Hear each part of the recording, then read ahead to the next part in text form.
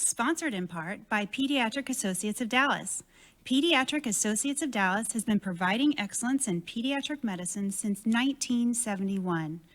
PAD has locations in Dallas and Plano and is now open 7 days a week because taking care of kids is what we do. The following content is not intended as a substitute for professional legal advice, medical advice, diagnosis, or treatment. Always seek the advice of your attorney, advocate, physician, or other qualified health provider with any questions you may have regarding any medical or educational concerns.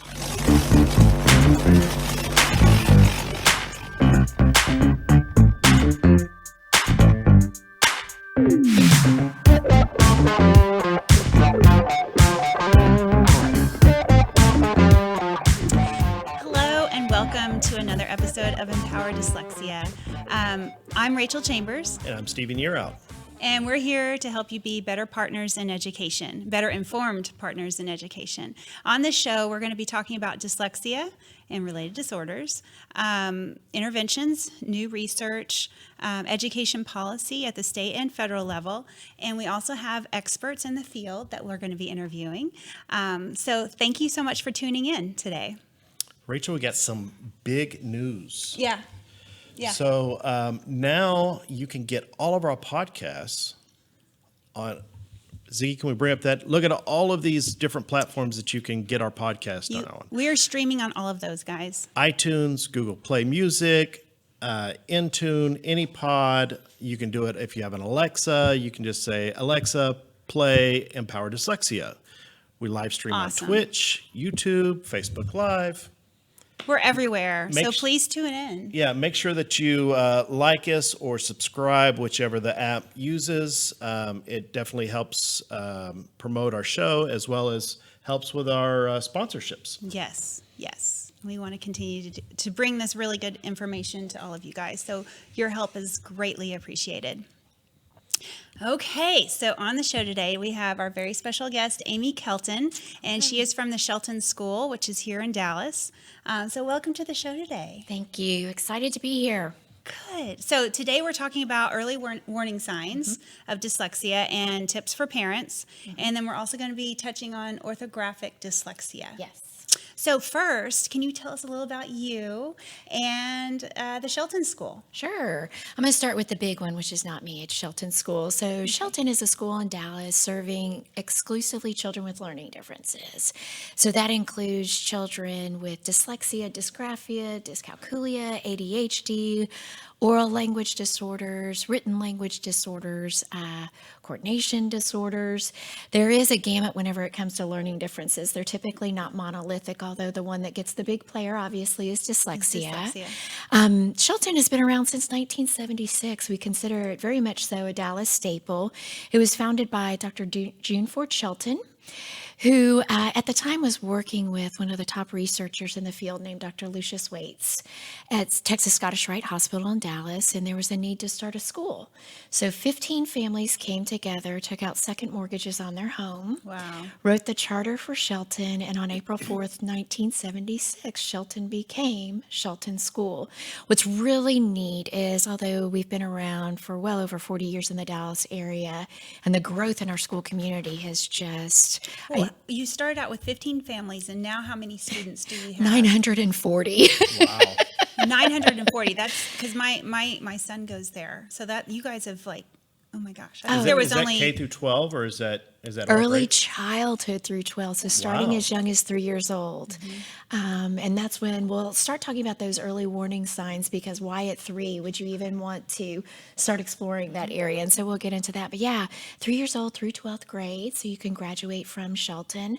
Our valedictorian right now is spending his freshman year and is about to finish at Northwestern University, salutatorian at Drake. So if anyway, you would think that going to Shelton through high school is in any way a preventative from college, I actually say it's the one thing that's going to take you there. I agree. And give you those opportunities. So yeah, from where we started in 1976 to where we are now, we are 4 entities. We are the school itself.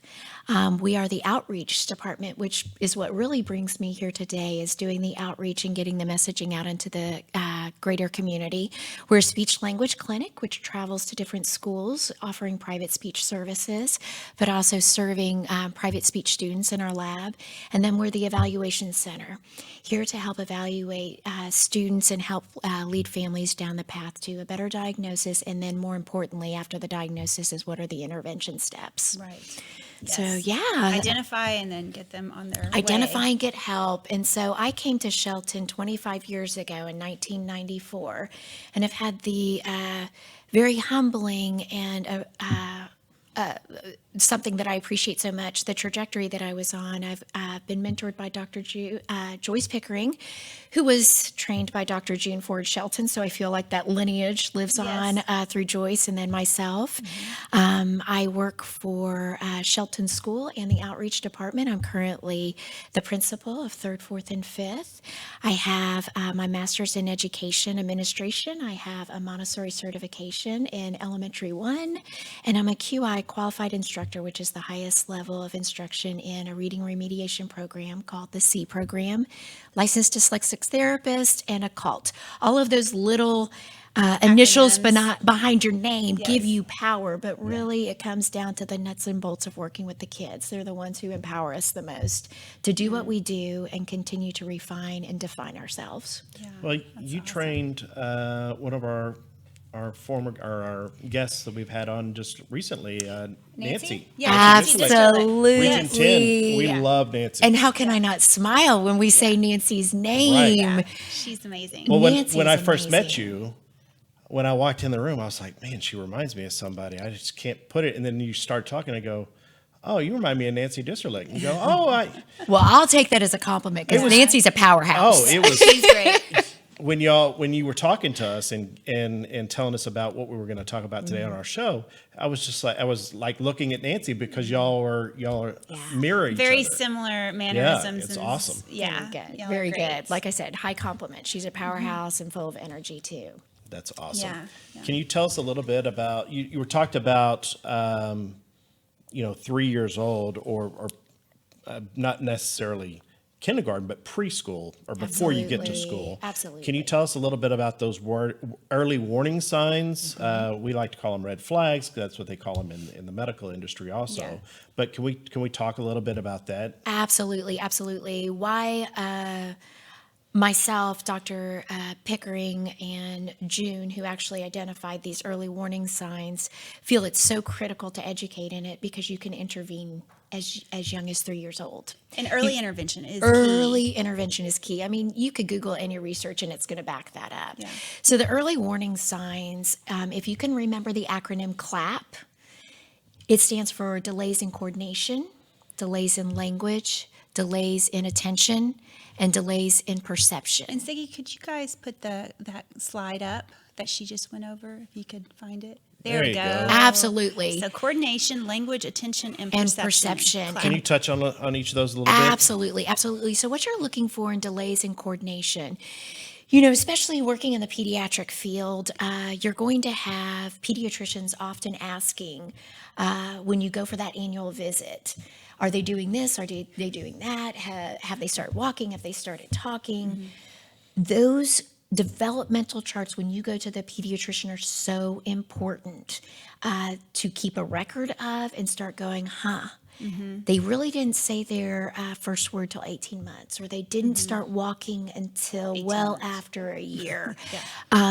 Because those then are going to springboard into difficulties in academics. So the first one, C for coordination, we're looking at delays in motor development that are atypical. We know that children, whether you're in the United States or any country, human nature says you start walking at 12 months. You're going to take your first step somewhere around there. Well, beyond the first step, what you're looking for is delays in, and I'm going to give you a visual picture here. Watch a 3-year-old or a 4-year-old try to walk up steps to a house. There's a level in which they take one step and then match the second step to it. So they're doing one at a time. And then all of a sudden it transitions to feeling more comfortable and confident. When you don't see in a 4 or 5-year-old this confidence just for a few steps, start to take place, that's an early warning sign of something that would be more subtle in the area of coordination. The more dramatic or prevalent one would be slow to walk. Balance is very, very important and critical whenever it comes to integration of the motor system.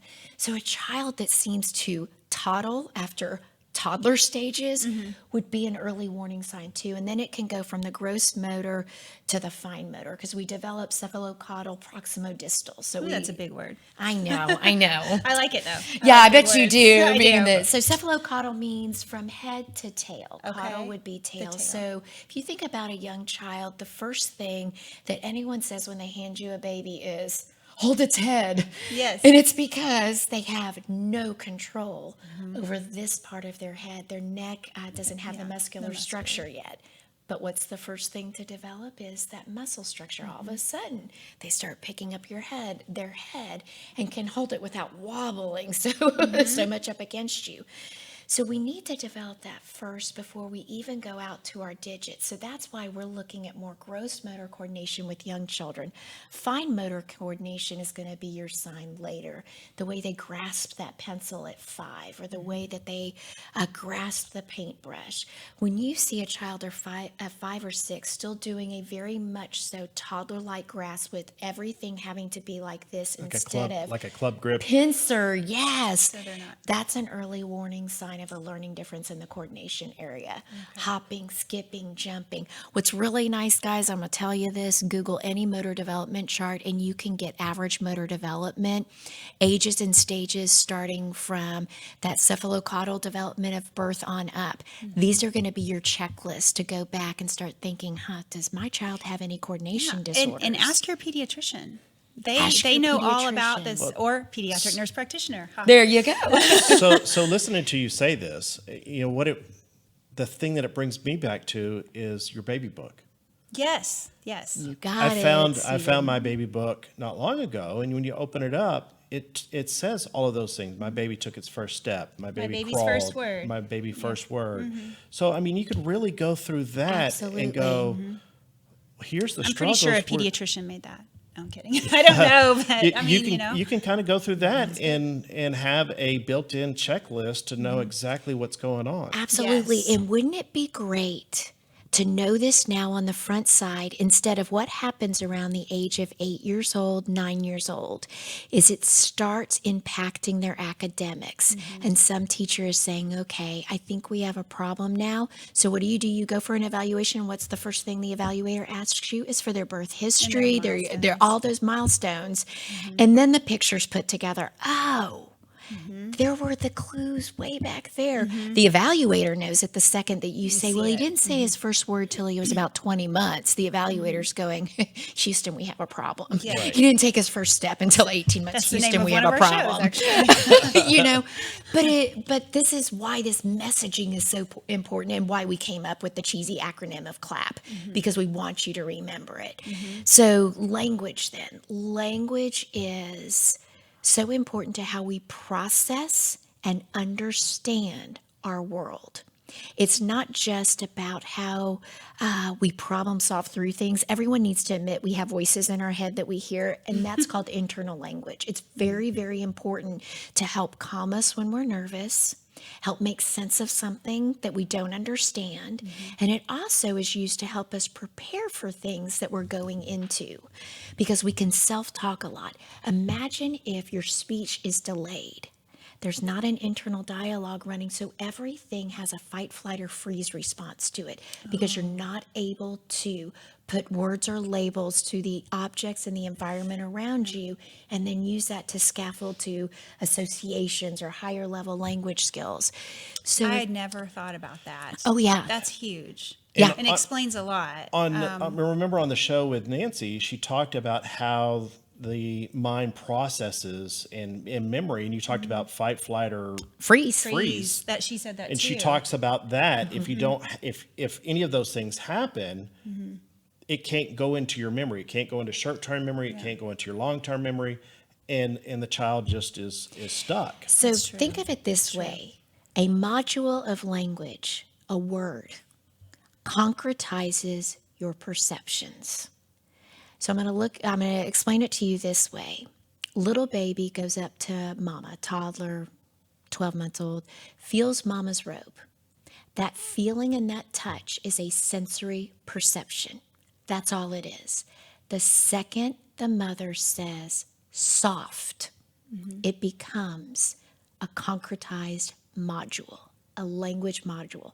Now the child is a couple months older, starting to speak in one-word phrases, goes up to the dog in the house and starts petting its fur and says saw.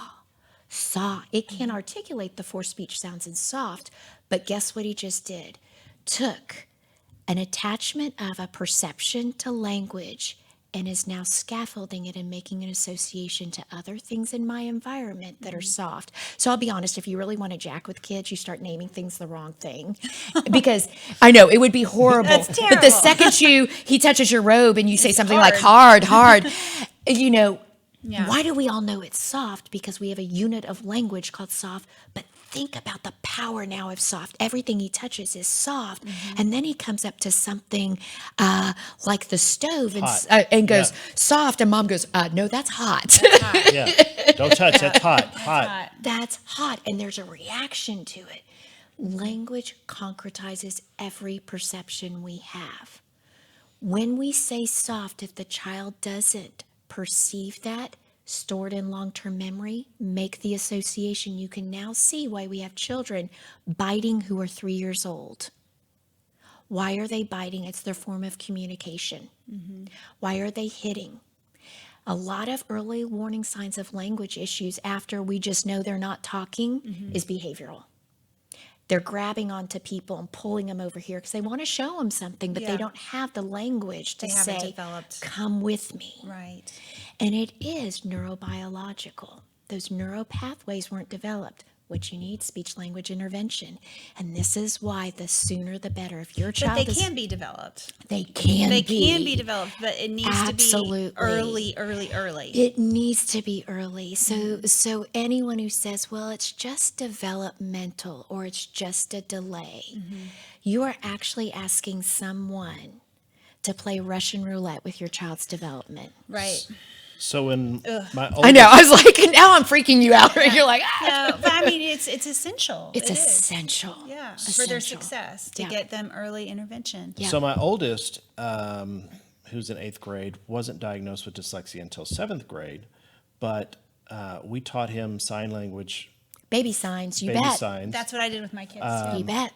and that he was helped. able to communicate, but he did have the speech problem. He had to go through like 6 months of speech beforehand. Yep. And the more and more I look back at the entire scenario, I think by having taught him sign language and then having him go through speech, that helped him hide the dyslexia so much Absolutely. Absolutely. that we kept going, no, I don't think so, until the work level was so much that he couldn't overcome it. Compensate, He yeah. couldn't, overcome it. He couldn't Yeah. compensate for it. Yeah. So Absolutely, absolutely.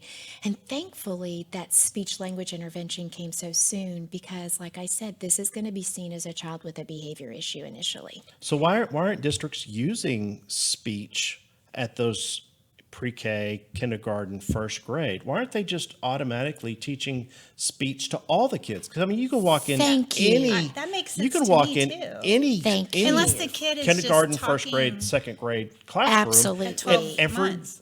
I won't say every. The majority of the kids in there are still speaking like a baby.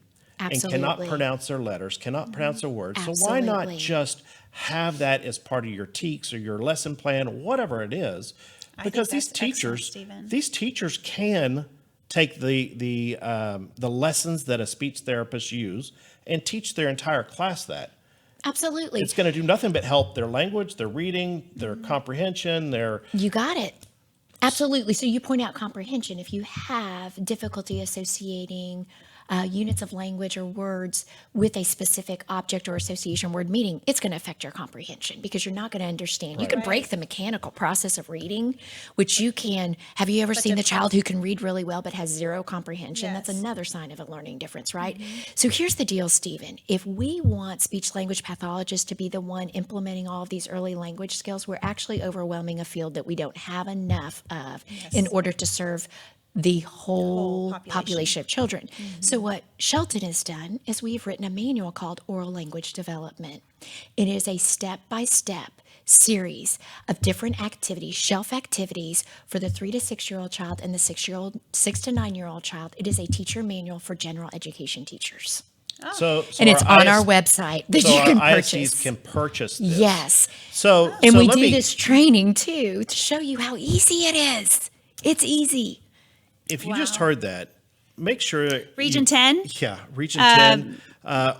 Go to your ISD across the country and ask them if they provide this type of service. And if they don't, make sure that you Contact Shelton. Get in contact with Shelton or Absolutely, Amy. Amy. We'll give you her contact information and request that this type of training or this lesson plan is purchased by the district and implemented. Implemented in the classroom. I mean, you want your test scores to come up. You want these kids to be able to read.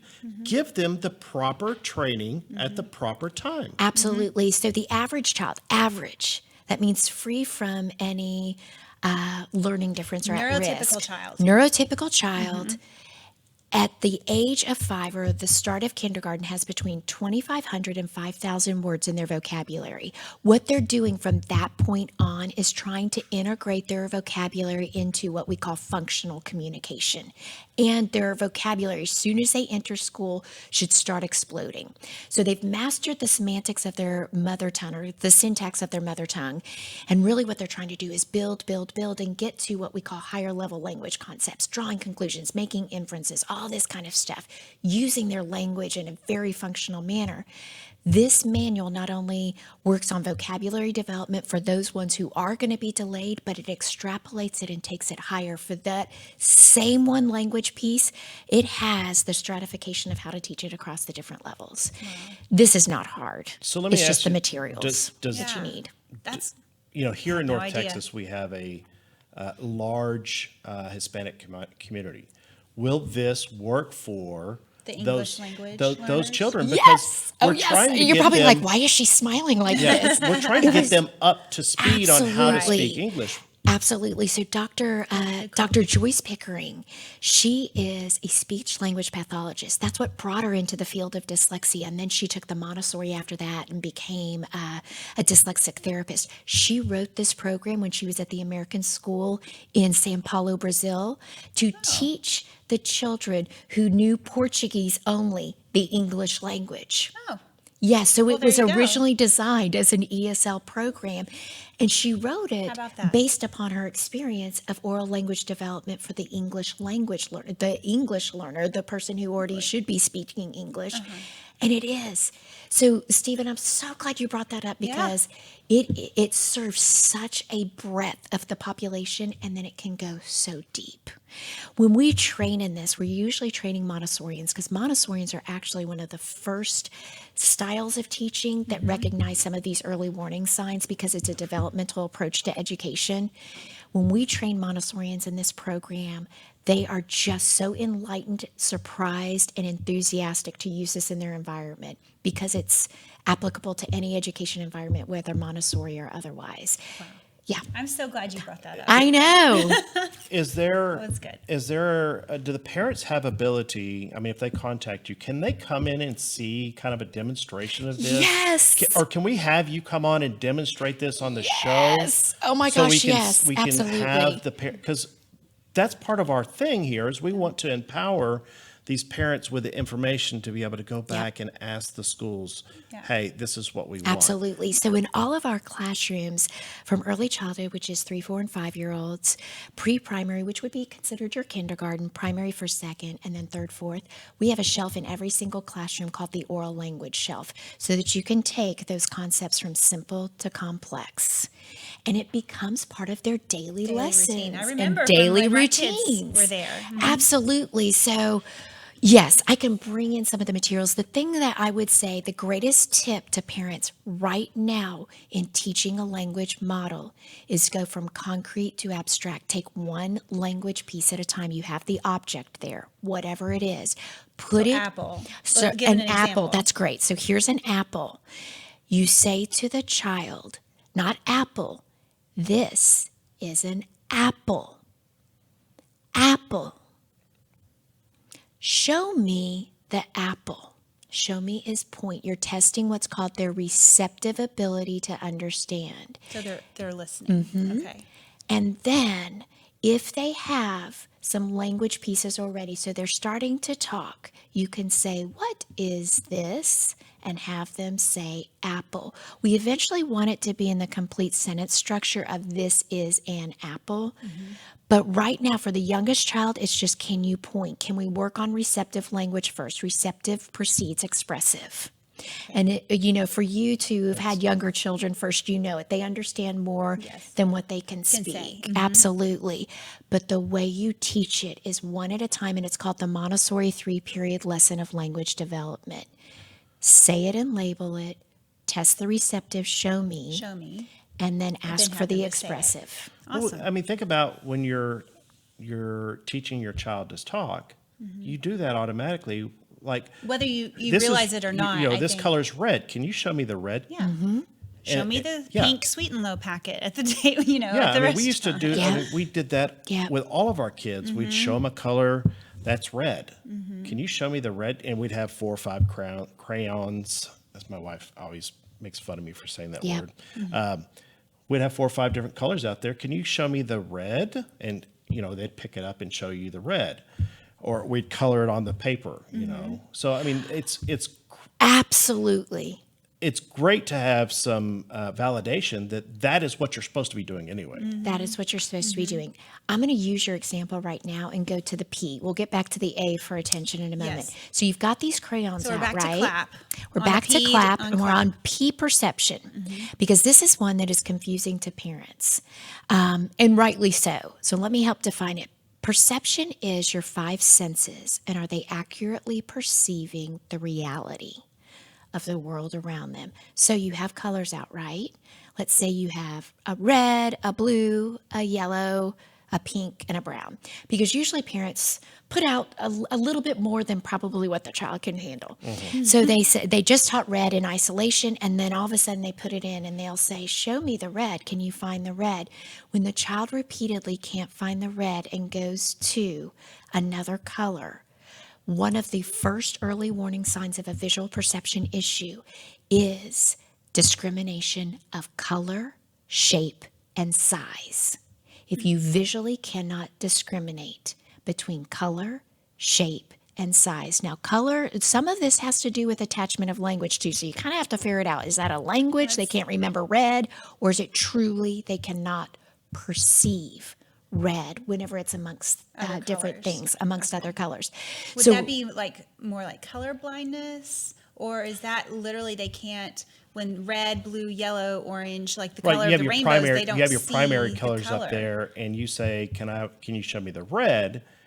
You don't have any other shades of red, a pink, or anything else, and they pick up a blue. Well, then Yeah. they're Their not perception of red is they're not seeing that. Absolutely. So Accurate. here's what happens. The early warning signs of dyslexia when it comes to perception, and I said it's about shape, size, and color, right? In that domain. If we look at it this way, our occipital lobe is right here at the back of our head. Our language side is on the left side of our brain. When I take in that visual piece of information, I've got to attach it to a language portion in order to know that is red. So it could be that I am not making what is considered the visual and auditory connection. Okay. Okay? This gets us into a little bit of when we go into that orthographic dyslexia, because they're trying to mutate dyslexia when it really is a deficit in the synchronicity of audio and visual information, or auditory and And visual how they match information. up. And how And they how they match up. communicate And to they each- have to each other. communicate Yeah. at the At the exact exact- space, and not one Not going like that. swing. Yeah. Right. So to real quickly recap, make sure that we know stages, like Yes. our Our milestones. Milestones. So talk, when they've said their first word, when they walk, when they crawl, when they roll over. Yep. And now we're into the language piece of it, being able to associate a color or a name with an object. Yep. And now we're talking about perception, Yep. name with an object in a group of other things that we're asking them to pick out. Absolutely. And we can even do it nonverbal. We can put a red, a yellow, and a blue crayon down, and then give them 3 here. And just have them watch and see how we look at it and make a match. Okay. So if we want to strip away the language and say, okay, is it the language they can't remember what red is? You should be able to visually make those matches. Right. You should be able to go red to red, yellow to yellow, blue to blue without any language piece at all. Because at that age, they're going to copy what you're doing, Right. or should. And when it also comes to perception, whenever it comes to shape or size, you've seen the kids with those graduated blocks trying to build them, right? Well, in Montessori, there's something called the pink tower, which is a set of 10 remember graded that. cubes, right? You might be dyslexic if you get the big one on the bottom, the little one on the top, and then it gets what we call mushy in the middle. Because that fine, just noticeable difference of those size cubes changing in gradation from large to small, they're not perceiving Is that it. kind of, would that be labeled spatial awareness? Is that what, or no? No, That's but different. it is it's to a certain extent visual spatial, right? Because it is taking in the quality of size and that space and shape forming. Spatial awareness usually has to do with your body in space. In space, okay, Yeah. okay. You could also see it with those peg puzzles where it's like circle, square, triangle, and the kid keeps trying to put the triangle one in the circle form, not perceiving the outside form or shape. How does that extrapolate to reading? Have you ever listened to a dyslexic read and the substitutions they make for back for black and pick for pack and beautiful for butterfly? Because they're reading by the gestalt, the shape. Looks like this, looks so like it must that. be that. Yeah, it's got same number of letters. Same, Right? about the same size, starts with a B. No internal detail, right? Pink tower goes large to small and it gets mushy in the middle. No internal perception of detail. These are your early warning signs. So what are you going to do to improve that perception? The first thing I'm going to say is go run to a Montessori school as fast as you can, because they have an entire curriculum called sensorial, which is meant to refine the senses. The visual sense, auditory, tactile, kinesthetic, olfactory, and gustatory sense. It's a whole curriculum. Next to that, it would be doing some of those gradation activities, but what parents need to know, what is typical perceived, which is 5 gradation of cubes going from large to small, they need just large and small first. Just large and small. Then And put then a you middle build on one. that. Then you'll build You on just So listening stratify to you it. talk about that tower, the pink tower, you know what it reminds me of is I believe in a math class. No, it's on an IQ test. They have like a circle, a square, triangle, and what's going to be the next, or, they have a couple of different ones. What's going to be the next combination?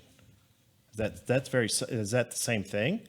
Yes, and that is similar. That's asking for what is called kind of like that analogous information, that sequencing. If you can pick out the pattern, you should know what comes next in sequence. It is that same thing along the lines of sequence, because sequence has a relative principle to it. Right. And it's only relative to whatever the start of the sequence was defined as. Right. So no, Right. but can you see, oh my gosh, if you could take those fun things, those Melissa and Doug toys that you go to the Yes. toy store and buy, and you go, okay, here's 10 cubes, but not really working with 10 cubes. Let's just start it smaller. It sounds so trite, but if you take everything back to what I'm going to call the lowest common denominator, and the lowest common denominator is just big and little. Well, And then if they don't we feel can so just- overwhelmed. So maybe? overwhelmed, and then go, if it's big, little, which one would come in the middle? Now let's just see if they can build big with the medium and then the little. So what you're taking is the greatest noticeable difference and slowly bringing it together. But what we tend to do is say, well, it came in a pack of 10 cubes. Yeah. We're just going to have to keep working with the 10 cubes. Right? We're going to have Okay. to just keep on the 10 cubes. So Now, start smaller and work up. absolutely. The other perceptual area, so that's a lot on the visual perception, right? Let's talk about auditory perception. Auditory perception and the term phonological awareness. Yes, big term. Phonological awareness has to do with the innate ability to be able to distinguish human speech sounds, to be able to distinguish pauses in between my words, syllables in words, words that rhyme.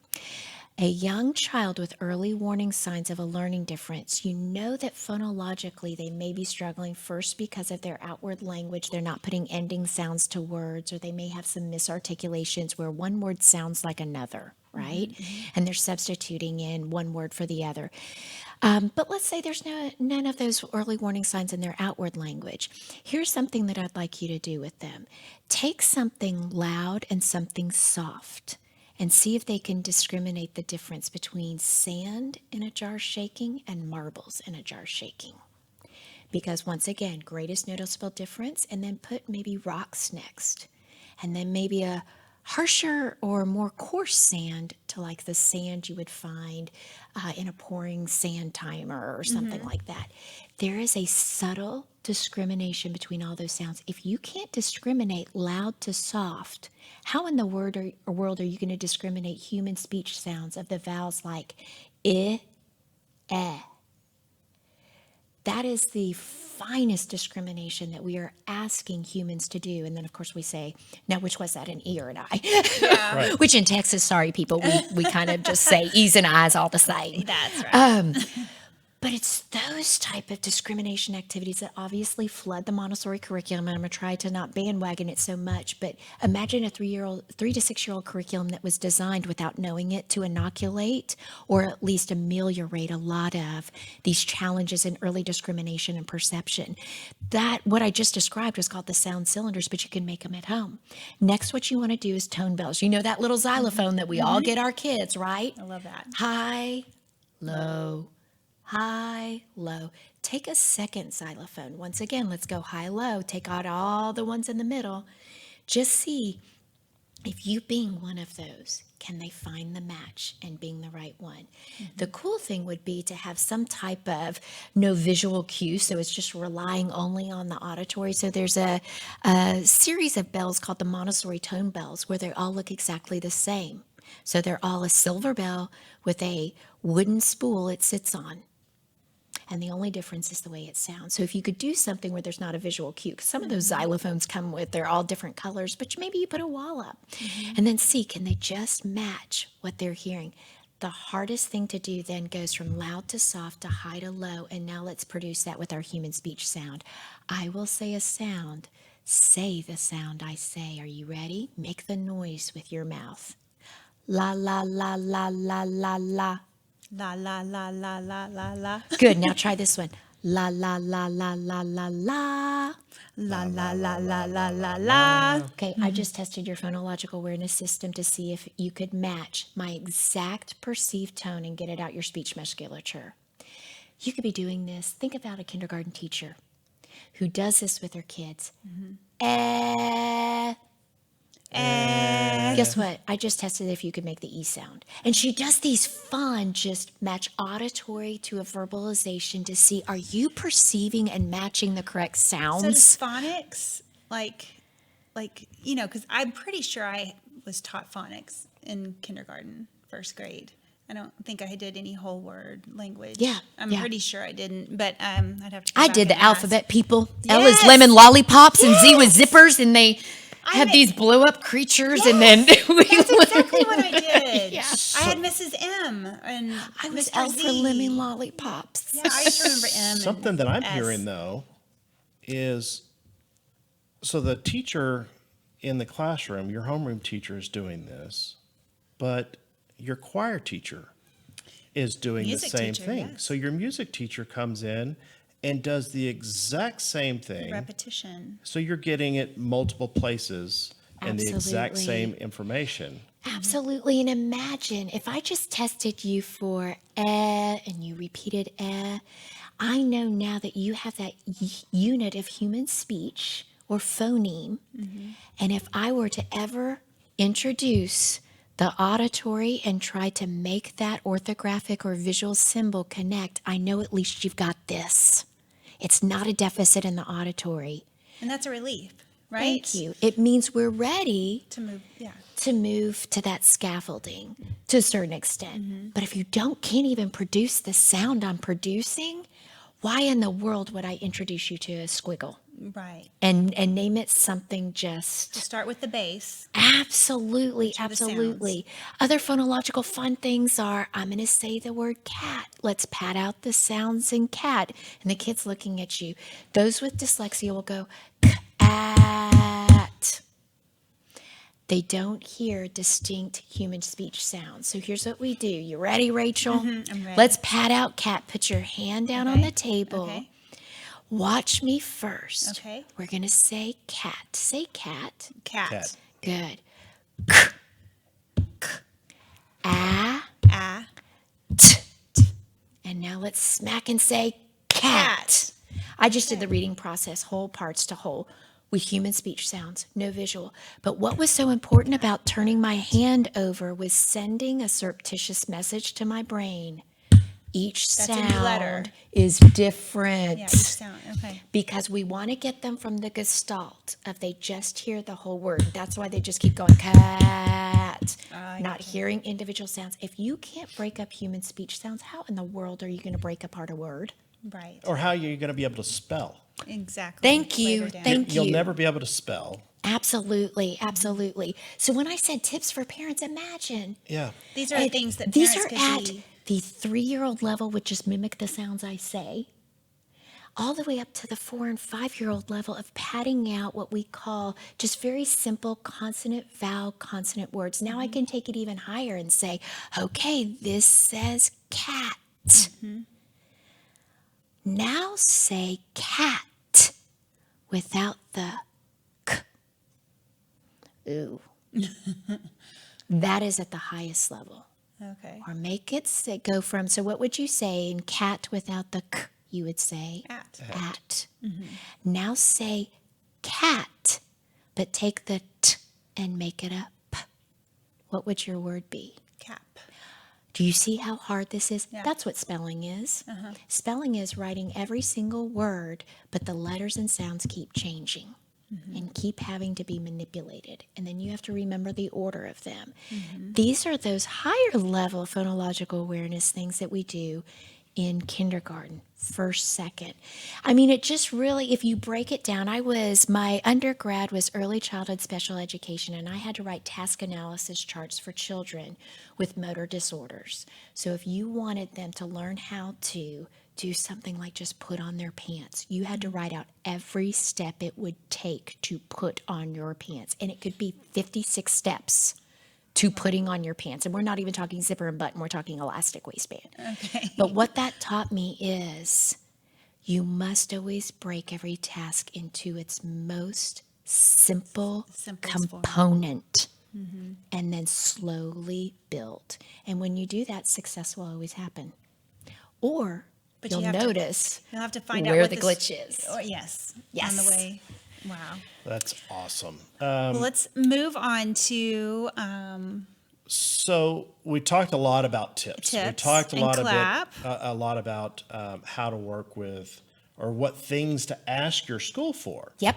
You had a really good slide in here. It's a third-party neutral checklist. Yes.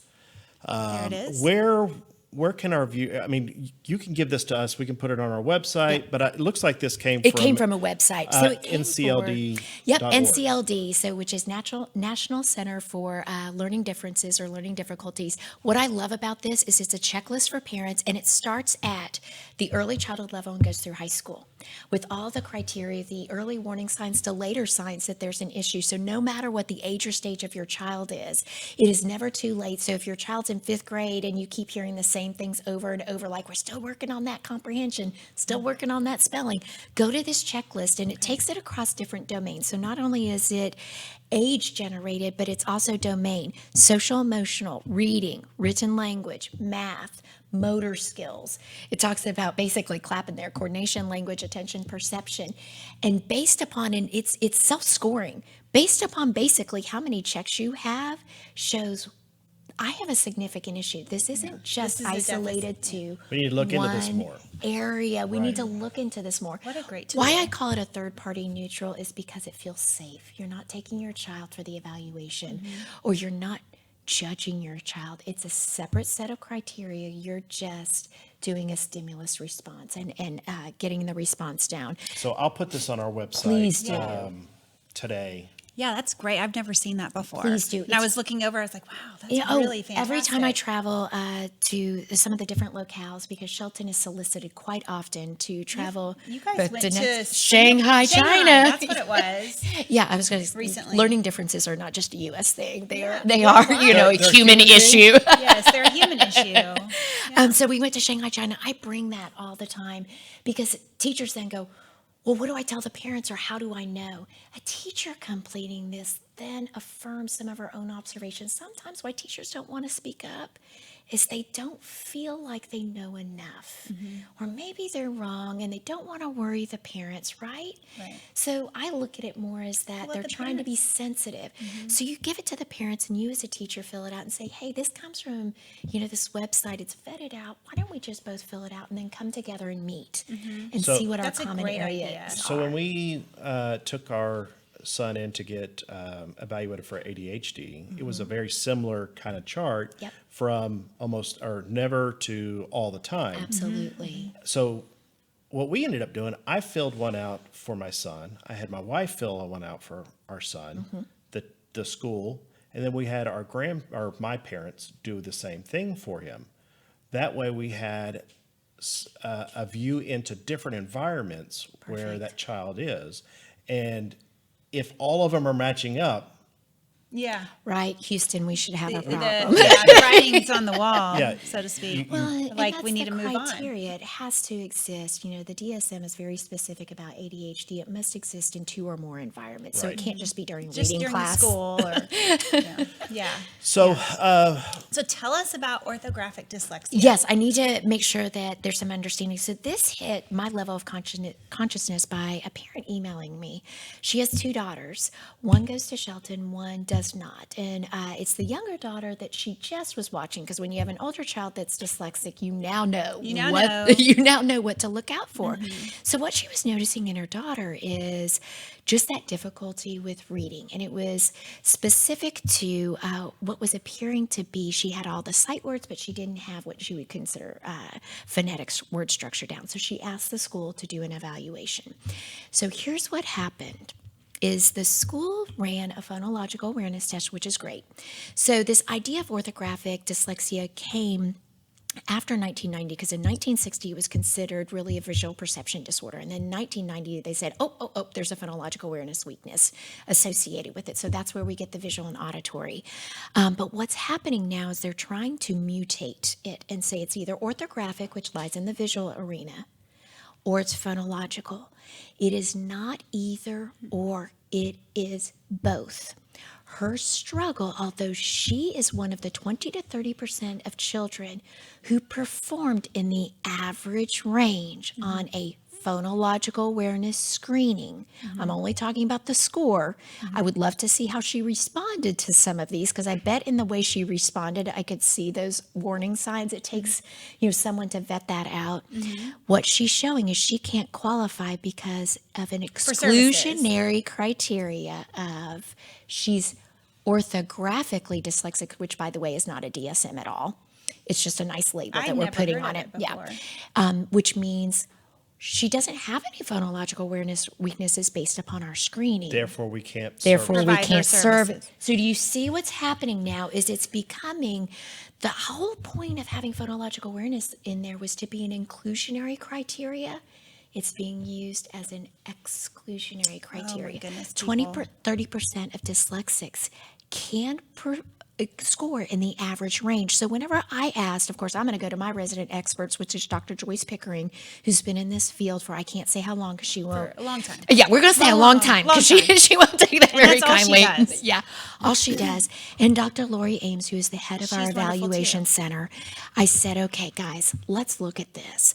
They gave me back an epistle on orthographic dyslexia and basically said, here's the deal. You can't look at just one unit. You have to look at a full profile to diagnose dyslexia, and this is being used as exclusionary criteria. So parents, don't buy don't drink the Kool-Aid on orthographic dyslexia. If they're struggling with reading, it's dyslexia, period. And they would get better with intervention, correct? Absolutely, Okay. from a certified academic language therapist. So here we go.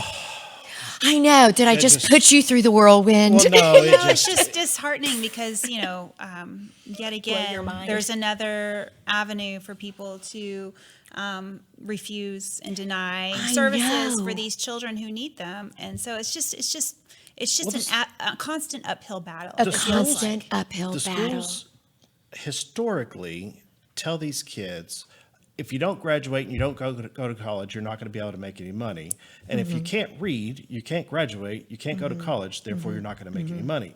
So you're telling them something on one hand and not doing it on the other. Absolutely, So- absolutely. Where do they're in limbo. They're in limbo until, it's just hard. It's hard. It is hard, and hear. to hear that.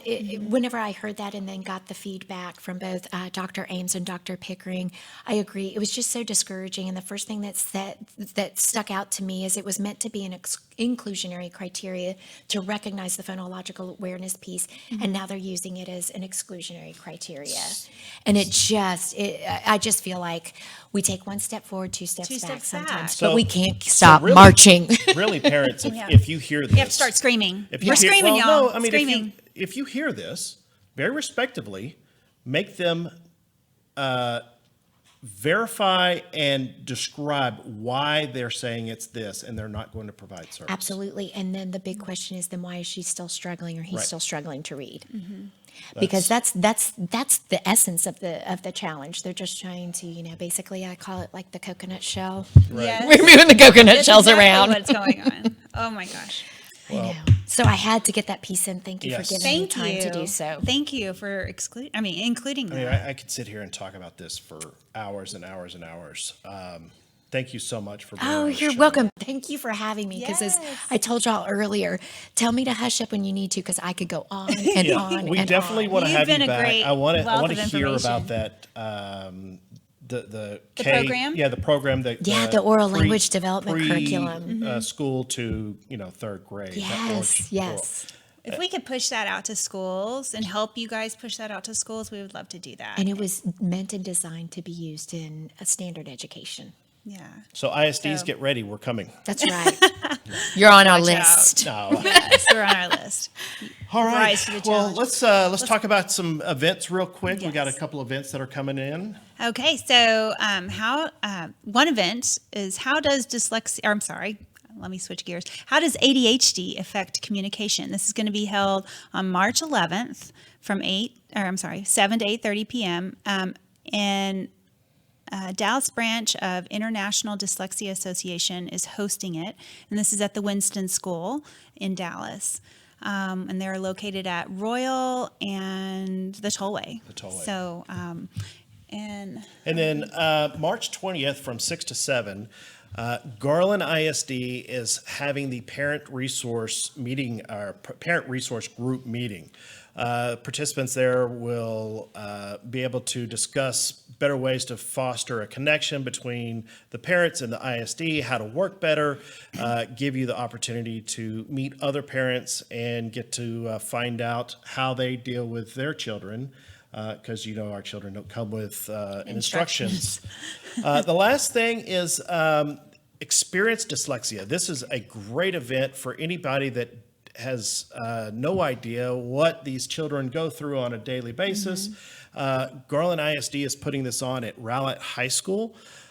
This is going to be March 26th from 6 to 8.